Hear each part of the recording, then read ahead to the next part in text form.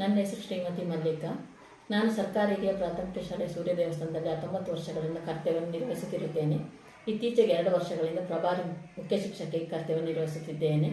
ಶ್ರೀಯುತ ಸುಖೇಶ್ ಸರ್ ಅವರು 2019ರಿಂದ ವರ್ಗಾವಣೆಗೊಂಡು ನಮ್ಮ ಶಾಲೆಗೆ ಆಗಮಿಸಿರುತ್ತಾರೆ.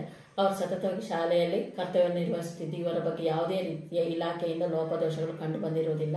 ಇವರು ಶಾಲೆಯ ಸರ್ವತೋಮುಖ ಅಭಿವೃದ್ಧಿಗೆ ಶ್ರಮಿಸುತ್ತಿದ್ದಾರೆ. ಇವರು ಬಂದ ಮೇಲೆ ನಮ್ಮ ಶಾಲೆಯ ಭೌತಿಕ ಅಭಿವೃದ್ಧಿಗೆ ಶ್ರಮವಹಿಸಿರುತ್ತಾರೆ. ಇವರು ಹಲವಾರು ಸಂಘ ಸಂಸ್ಥೆಗಳಿಂದ ಹಾಗೂ ದಾನಿಗಳನ್ನು ಕ್ರೋಢೀಕರಿಸಿ ಅವರ ಮುಖಾಂತರ ಕೆಲವೊಂದು ಸೌಲಭ್ಯಗಳನ್ನು ನಮ್ಮ ಶಾಲೆಗೆ ತರಿಸಿಬಿಟ್ಟು ಶಾಲೆಯ ಮಕ್ಕಳ ಅಭಿವೃದ್ಧಿಗೆ, ಶೈಕ್ಷಣಿಕ ಅಭಿವೃದ್ಧಿಗೆ ಕಾರಣಕರ್ತರಾಗಿರುತ್ತಾರೆ. ಶಾಲೆಯ ಸರ್ವಾಂಗೀಣ ಅಭಿವೃದ್ಧಿಗೆ ಇವರು ಶ್ರಮಪಟ್ಟು ಶಾಲೆಯ ಒಂದು ದಾಖಲಾತಿಗೆ, ಶಾಲೆಯ ಭೌತಿಕ ಅಭಿವೃದ್ಧಿಗೆ ಶ್ರಮಿಸುತ್ತಿದ್ದು, ಶಾಲೆಯ ಸರ್ವತೋಮುಖ ಅಭಿವೃದ್ಧಿಗೆ ಇವರು ಕಾರಣಕರ್ತರಾಗಿದ್ದು, ಶಾಲೆಯ ಉತ್ತಮ ರೀತಿಯಲ್ಲಿ ನಡೆದುಕೊಂಡು ಹೋಗಲಿಕ್ಕೆ ಯಶಸ್ಸಿಗೆ ಇವರು ಕಾರಣಕರ್ತರಾಗಿರುತ್ತಾರೆ.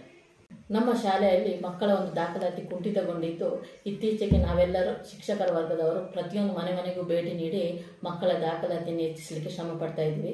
ಈ ವರ್ಷದಲ್ಲಿ ಮಕ್ಕಳ ದಾಖಲಾತಿ ಸಂಖ್ಯೆ ಹೆಚ್ಚಾಗಿದ್ದು, ನಾವು ವಲಸೆ ಮಕ್ಕಳನ್ನು ಕೂಡ ಈ ಶಾಲೆಗೆ ಬರುವಾಗೆ ಪ್ರಯತ್ನ ಪಟ್ಬಿಟ್ಟು ಅವರಿಗೆ ಬೇಕಾದಂಥ ಸೌಲಭ್ಯಗಳನ್ನು ಬಟ್ಟೆ, ಬರೆಯ ಪುಸ್ತಕ, ನೋಟ್ಬುಕ್ಕು, ಹಾಗೆಯೇ ಪುಸ್ತಕ, ಛತ್ರಿಗಳು, ಹಾಗೆಯೇ ಸಮವಸ್ತ್ರಗಳನ್ನು ನೀಡುವುದರ ಮುಖಾಂತರ ಅವರ ಬರುವಿಕೆಗೆ ಬೇಕಾದ ಆಟೋ ವ್ಯವಸ್ಥೆಯನ್ನು ಮಾಡಿಬಿಟ್ಟು ಆ ಆಟೋದ ವ್ಯವಸ್ಥೆಯ ಸಂಪೂರ್ಣ ವೆಚ್ಚವನ್ನು ದಾನಿಗಳ ಸಹಕಾರದಿಂದ ಕೊಡಿಸುವುದರ ಮೂಲಕ ಶಾಲೆಯ ಶ್ರಮಕ್ಕೆ ಎಲ್ಲ ಶಿಕ್ಷಕ ವರ್ಗದವರು ಶ್ರಮಿಸುತ್ತಿರುತ್ತಾರೆ.